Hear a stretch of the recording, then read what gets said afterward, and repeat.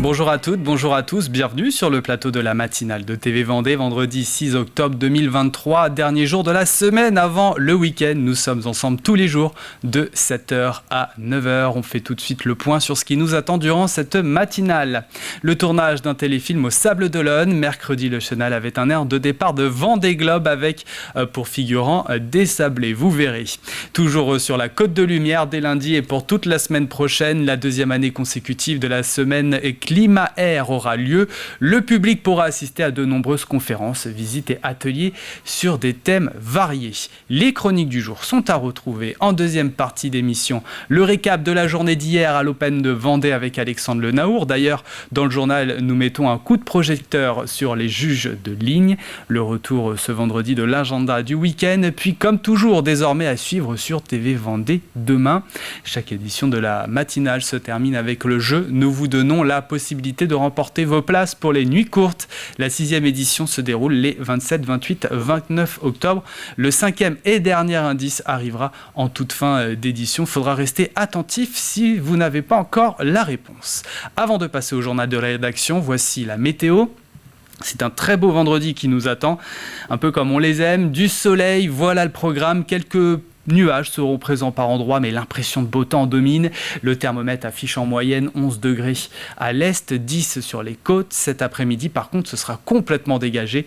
Les températures oscilleront en moyenne de 25 à 26 degrés. Un mot des marées pour ce vendredi 6 octobre. La prochaine pleine mer, ce n'est dans pas longtemps, juste après la matinale, 9h29, dans un peu moins d'une heure. La suivante en fin de soirée pour 23h24 précisément. La basse mer est prévue pour la fin d'après-midi, 16h43, coefficient 40 à 33. Pour les marchés, eh bien, le moins que l'on puisse dire, c'est qu'il y a du choix. Je pense que la carte est assez complète. Vous le voyez, on a Saint-Denis-la-Chevasse, Moutier-les-Mauffais ou encore les Épaisses. Si ça fait trop loin et que vous êtes plus à l'ouest du département, rendez-vous à Saint-Hilaire-de-Riez, l'île d'Olonne, les Sables d'Olonne et plus au sud, Longeville-sur-Mer. Nous sommes le vendredi 6 octobre 2023 et le 6 octobre, nous souhaitons bonne fête aux Brunes, Fiona, Iman ou encore Divi. C'est la journée nationale des aidants, journée à l'initiative du ministère des Affaires sociales et de la Santé. Nous considérons qu'il y a plus de 8 millions d'aidants en France. C'est également la journée mondiale du sourire, comme tous les premiers vendredis du mois d'octobre d'ailleurs. Sachez que quand vous souriez, votre cerveau comprend que vous êtes heureux et libère des endorphines qui sont bonnes pour le moral. Donc n'hésitez pas, c'est sans modération, souriez. Le soleil se couche à 19h36, 2 minutes de jour en moins par rapport à hier. Voilà pour les quelques infos pratiques. Il est temps de passer au journal 100% local de la rédaction.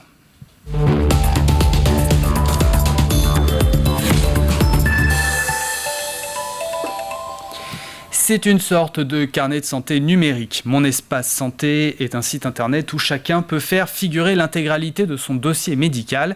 Ça permet aussi aux professionnels de santé d'avoir accès à tout plus vite et plus facilement. Car sécurisé, il rassemble en un même endroit l'ensemble des données de santé d'un assuré social. Nous avons tendu le micro au directeur adjoint de la CPM de la Vendée. C'est la possibilité pour les assurés et les professionnels de santé de déposer un certain nombre de documents, compte rendu d'hospitalisation, antécédents, compte rendus médicaux et prochainement imagerie. Après, il y a une fiche médicale qui est complétée par l'assuré lui-même avec les antécédents familiaux, des allergies, l'entourage en cas d'urgence, enfin un certain nombre de données essentielles et où il a la main sur ces informations. Et il peut en donner l'accès aux professionnels qu'il a choisi. Après, il y a également d'autres services, la messagerie sécurisée qui permet une communication entre les professionnels de santé, les établissements hospitaliers et l'assuré. Ça peut aller dans les deux sens. C'est pareil pour partager des comptes rendus, des résultats d'examens médicaux. Le Tour de France de l'inclusion numérique a fait table au Sables d'Olonne hier au programme des stands d'information, d'activation et de démonstration, mais aussi une table ronde sur les enjeux du numérique. Le tournage d'un téléfilm au Sables d'Olonne, on y reste. Une production France TV qui fera partie de la série à succès Meurtre A. Le tournage a pris place sur la Côte de Lumière pour presque un mois. Mercredi, le Chenal avait un air de départ de Vendée Globe avec pour figurant des sablets. C'est une fiction bien sûr, mais un accord pour l'utilisation de la marque a été donné. En tête d'affiche, Marie-Josée Croze, Tom Leb ou encore Alexandre Brasseur, l'envers du décor, sujet qui nous est proposé par Diane Delangle. Contrairement aux apparences, aucun bateau ne prend le départ aujourd'hui du Chenal des Sables d'Olonne. Ces applaudissements nourris sont en fait réservés aux caméras. Il se tourne ici un téléfilm de la série Meurtre A pour France Télévisions. Ce film est un film policier, un polar. Le navigateur qui s'appelait Martin Berthomé est mort pendant la course. Et sa femme, qui est flic, revient 4 ans après, parce qu'il y a une série de meurtres qui se passe autour du sponsor. Pas simple toutefois de recréer l'ambiance de l'événement avec seulement une trentaine de figurants. Sur cette scène de départ de course, alors que la comédienne Marie-Josée Croze traverse la foule, l'effet est toutefois saisissant.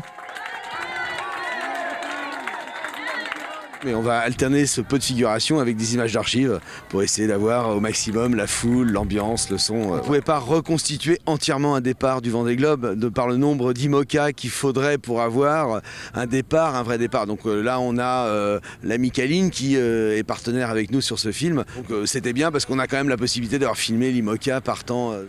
Aux côtés de Marie-Josée Croze et Tom Leb, les figurants, sablés en grande majorité, ne perdent pas une miette de l'expérience. C'est une super belle expérience. Je trouve que de connaître la réalité de tournage télé, c'est super. Pour voir comment se passait l'envers du décor. Quand on regarde un film, on n'imagine pas tout ce qu'il y a derrière. Toutes les équipes qui sont en place, toutes les répétitions qu'il faut faire et c'est agréable de côtoyer tout ce monde-là. L'exercice se complique quand sur un simple geste d'un membre de l'équipe, les encouragements doivent basculer en mode silencieux.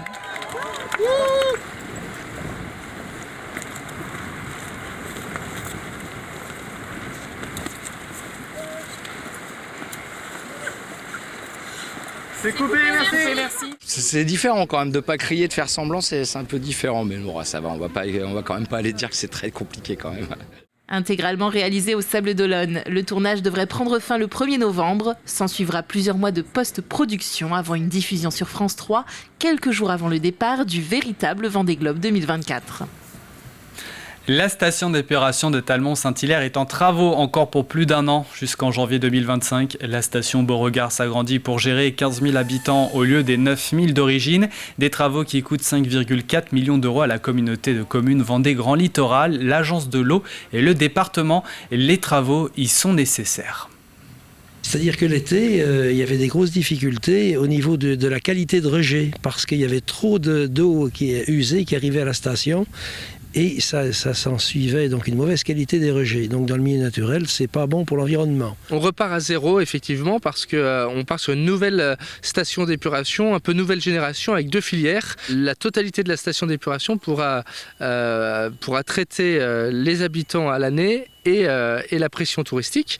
Et puis en période hivernale où on a moins de monde sur la commune, il n'y aura qu'une filière qui pourra fonctionner. Dès lundi et pour toute la semaine prochaine, la 2e année consécutive de la semaine Climat Air aura lieu. Ce sera au Sables d'Olonne. Le public pourra assister à de nombreuses conférences, visites et ateliers sur des thèmes variés tels que les mobilités décarbonées, permaculture, mode d'emploi, littoral et adaptation au changement climatique, mais encore l'énergie photovoltaïque. Toutes ces actions et événements seront proposés à la population afin de sensibiliser aux effets du changement climatique, le tout en améliorant la compréhension et la diversité des différentes actions publiques menées par l'agglomération. Nous lançons des actions grand public pour que la population prenne vraiment à cœur ces problématiques-là et on propose des conférences, des visites, des expositions qui sont sur tous les thèmes contenus du CEPCAET. Je crois que la lutte contre le changement climatique, bien sûr, c'est la responsabilité de l'État, des collectivités, des entreprises, mais c'est aussi de chacun. Chacun d'entre nous, nous devons, dans notre façon de vivre, dans notre façon de consommer, nous devons apporter notre pierre à la lutte sur le changement climatique et c'est l'objet, justement, de ces semaines-là. Tester, échanger, expérimenter et questionner les scientifiques médiateurs. Je vous parle là de la fête de la science. À l'approche de la Coupe du Monde du rugby, les prochains Jeux paralympiques organisés en France, il a été choisi la thématique nationale sport et sciences pour cette édition 2023. Dans notre département, la Vendée, il y a 2 gros villages, celui des Sables-d'Olonne et La Roche-sur-Yon. En tout, plus de 50 projets seront présentés jusqu'au 16 octobre. Sur la Vendée, on a plus de 50 projets, donc ils sont répartis sur l'ensemble du territoire et effectivement 2 villages des sciences qui sont assez marquants. Un au Sables-d'Olonne, donc qui est ouvert du jeudi 5 au dimanche 8 octobre, pour le grand public le samedi 7 et le dimanche 8, avec 13 projets qui sont présentés pendant toute la durée, allant de la conférence au spectacle, aux ateliers où on peut faire des manipulations. Et puis la semaine prochaine, le mercredi 11 et jeudi 12 octobre, vous avez un village des sciences à l'IUT de La Roche-sur-Yon, organisé par l'IUT et Planète Sciences Vendée, où là vous pourrez retrouver d'autres structures, un peu plus effectivement, principalement de l'IUT, mais également d'autres associations et entreprises qui sont présentes, avec la thématique sport et sciences, mais comme au Sables-d'Olonne, pas exclusivement. Il se trouve juste derrière les joueurs de tennis, sur les cours, pendant les matchs. Si vous êtes allé cette semaine à l'Open de Vendée, vous les avez forcément remarqués. Les juges de ligne, leur rôle, aider les arbitres de chaise à déterminer si la balle tombe dans les limites du terrain ou pas. Mais il n'y a pas que cet aspect-là qui doivent être attentifs. Il y a notamment les fautes de pied. Ils remplissent d'autres tâches que l'arbitre confie, comme préparer et effectuer les changements de balles. Colline Davy est allée à la rencontre de l'un d'eux au vent d'espace. Regardez. Une petite course pour l'échauffement. Allez, on garde le rythme, allez. Et les dernières consignes avant d'entrer en jeu. Cette équipe est un peu particulière, elle ne dispute pas de match, elle le juge. En tant que juge de ligne, du coup, comme son nom l'indique, on doit juger vraiment une seule ligne. On est une aide pour l'arbitre de chaise. Le fait qu'on soit juste en face de la ligne, on est bien placé pour voir la balle. Et du coup, notre rôle, c'est ça, c'est de dire est-ce que la balle touche la ligne ou est-ce qu'elle est faute. Ce jeune arbitre de 17 ans vit ici une expérience qu'il gardera en mémoire. S'il ne peut pas suivre le match tranquillement comme en tribune, pour ce passionné de tennis, la fonction a bien d'autres avantages. On ne peut pas regarder le match comme un spectateur, effectivement, on doit être focus, nous, sur notre ligne pour s'assurer de prendre des bonnes décisions. On rencontre de nouvelles personnes, de nouveaux rôles dans le tournoi qu'on peut pas connaître en fait en tant que spectateur. On découvre des nouveaux lieux aussi, justement les coulisses. Et puis après, on rentre sur le terrain. Donc pour le coup, c'est une expérience vraiment superbe de rentrer sur le terrain qu'on voyait avant seulement en tant que spectateur. Fraîchement diplômé de niveau 2 d'arbitrage, Souleymane fait partie de la trentaine de juges de ligne présents pour l'Open de Vendée. Tous sont sélectionnés sur plusieurs critères qui n'ont rien à voir avec leur niveau sportif. La voix déjà, parce que quand on est dans une salle pleine, il faut qu'on soit entendu, puisque c'est la voix du juge de ligne qui va arrêter l'échange en criant faute. Il est évalué aussi sur sa technique, puisqu'il y a pas mal de gestes à faire ou ne pas faire quand on est sur le court, donc bien les faire proprement. Et puis il est évalué bien sûr sur la vision, il faut quand même bien voir les balles, c'est le but du jeu, même si on sait très bien que à 200 km/h c'est toujours difficile, mais on n'a pas besoin d'être très très bien classé pour être un bon arbitre. Il y a des juges de ligne qui n'ont jamais eu de classement de tennis, des officiels qui n'ont jamais été classés au tennis, donc tout est possible.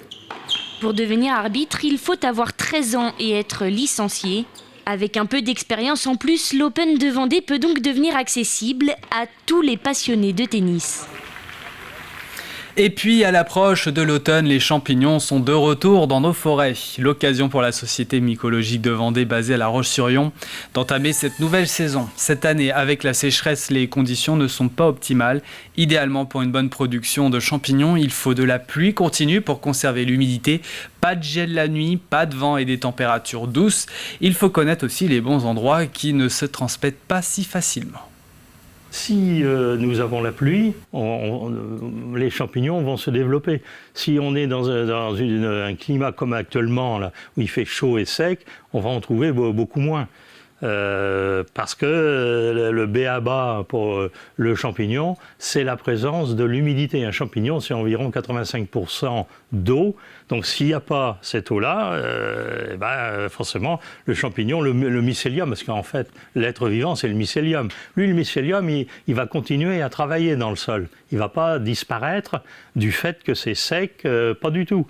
Mais par contre, pour qu'il puisse fructifier, parce que ce qu'on cueille en fait c'est le fruit, la fructification du mycélium, il faut qu'il ait la quantité suffisante d'humidité pour pouvoir se développer et en même temps aider les arbres aussi eux-mêmes à se développer. Allez, voilà pour l'essentiel de l'actualité en Vendée. On fait le point sur la météo du jour. C'est un très beau vendredi qui nous attend, un peu comme on les aime, du soleil. Voilà le programme. Quelques nuages sont présents par endroits, mais l'impression de beau temps domine tout de même. Le thermomètre baisse très légèrement ou reste stable par endroits. Il affiche 9 degrés au Luc-sur-Boulogne, 10 degrés à Luçon, La Roche-sur-Yon et pour la Tranche-sur-Mer, 11 à Soulan, 13 degrés du côté des Sables-d'Olonne, 14 pour l'Île-Dieu. C'est là où il fera le plus doux. Cet après-midi, par contre, ce sera complètement dégagé. Ciel bleu pour tout le monde, où que vous soyez dans le département. Les températures maximales continuent de progresser. On aura en moyenne entre 25 et 26 degrés. Un temps estival, vous l'avez compris, est au menu. Voilà pour ce flash. Il est temps de retrouver nos chroniques du jour. Au programme dans cette deuxième partie d'émission, le résumé tennis de la journée d'hier à l'Open de Vendée. À voir également l'agenda du week-end, le programme à retrouver.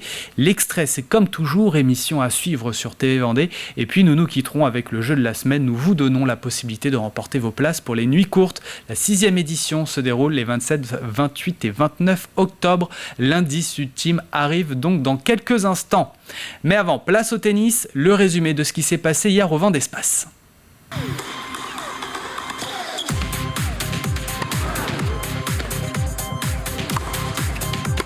Jeudi 5 octobre, l'Open de Vendée 2023 faisait place aux 6 derniers matchs des 8e de finale. En début d'après-midi, opposition entre deux joueurs qui ont expédié leur premier tour. D'un côté, le Britannique de 21 ans, Jack Draper, tête de série numéro 7. De l'autre, le Croate de 18 ans, Dino Prismic, 168e joueur mondial, son meilleur classement en carrière. Le premier set est âprement disputé entre les deux hommes, les échanges durent. Draper va venir breaker le Croate et servir pour le set. Occasion saisie au vol, le Britannique prend le premier set 6-4.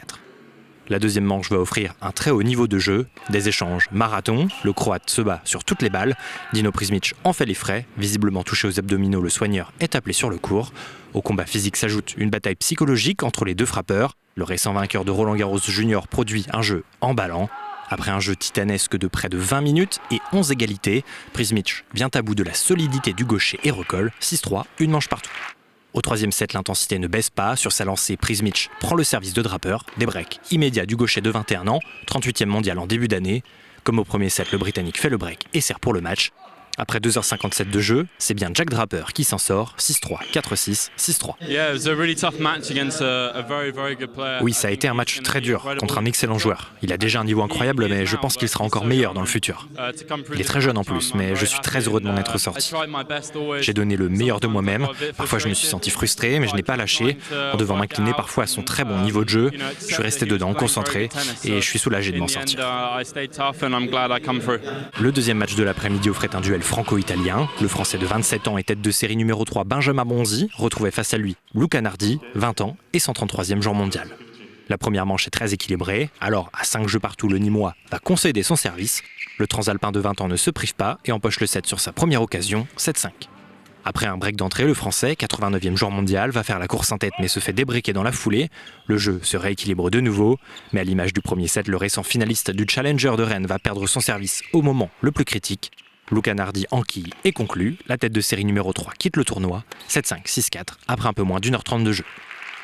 La soirée offrait un match des extrêmes entre deux joueurs séparés par plus de 200 places au classement ATP. Le Belge David Goffin, tête de série numéro 4 et 99e joueur mondial, retrouvait de nouveau un Britannique sur le central, Arthur Ferry, 319e joueur mondial et issu des qualifications.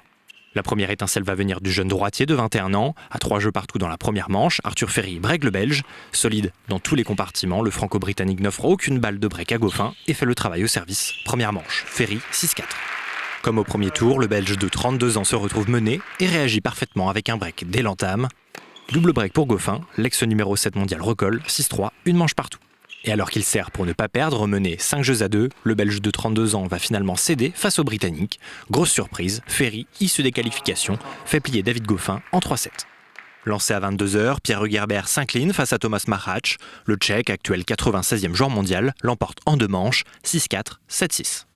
Un peu plus tôt dans la journée, c'est le local de cet Open de Vendée, Lucas Poulain, qui a validé son ticket pour les quarts de finale. Les Italiens réalisent ce jeudi un joli 2/2 avec la qualification express de Giulio Zeppieri.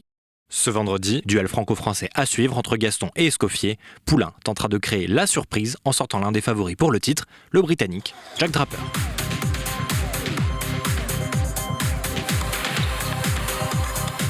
Nous vous rappelons que les finales de simple et double sont à suivre dimanche après-midi sur TV Vendée. Je vous propose d'ouvrir à présent votre agenda.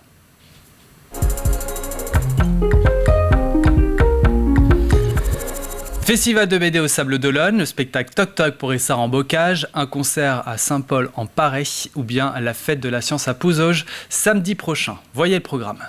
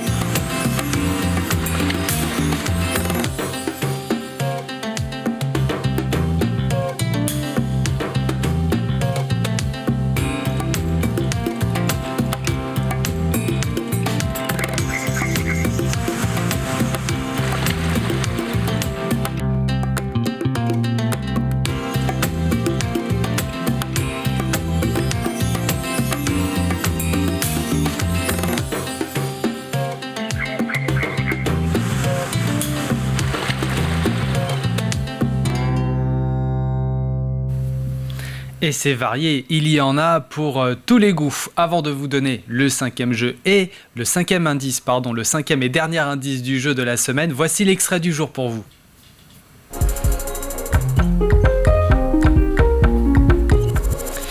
Comme toujours, c'est diffusé demain sur TV Vendée, c'est sur la régulation des espèces, regardez. Eh bien, Jérôme Rabillard, bonjour. Bonjour. Merci d'avoir accepté notre invitation. C'est avec plaisir. Alors, avant de commencer à parler de l'association et puis de ses missions, permettez-moi de vous présenter, deux chasseurs qui tuent le temps à l'arme blanche, couteau et fourchette, le chien de fusil et le canon de rouge. Ils sont plutôt du genre à tirer au flanc, vanille, chocolat, ces deux-là. Bonjour les Jean-Pierre. Bonjour, et on tire la chasse d'eau régulièrement. Je voyais que vous prépariez quelque chose. Ça va-t-il bien? Très bien, ouais, très bien, bon. super. La chasse vous a inspiré? Oui. Ah bah oui. Oui. Par exemple, Jean-Pierre Bertrand d'Arexpo. C'est un sujet où j'ai basculé entre une époque où j'étais pas en phase avec ce monde-là, et puis un moment où j'ai carrément baigné et même travaillé avec la Fédération de chasseurs, et j'ai rencontré un paquet de gens super, plus raisonnables que ceux pour lesquels je pensais. Ah oui. C'est pour ça qu'on a fait cette présentation en deux parties. Et Jean-Pierre Pouvreau, vous êtes chasseur, vous? Oui. Ah, oui, mais il me semblait. Je suis un nouveau chasseur. J'ai travaillé tellement longtemps. Vous n'aviez pas le temps. Voilà, j'avais pas le temps. Mais mon grand-père m'a appris à chasser, le grand-père Pouvreau. Il m'a appris à chasser. À l'époque, c'était le lapin. Et j'ai eu tous les bons conseils, j'ai eu tout ce qu'il fallait pour pouvoir appréhender la chasse en toute sécurité, avec beaucoup de bonheur. Voilà pour l'extrait du jour. Ce numéro, pour rappel, est à retrouver demain donc sur TV Vendée. Nous arrivons à la fin de cette édition, mais avant de nous quitter, nous passons au jeu de la semaine.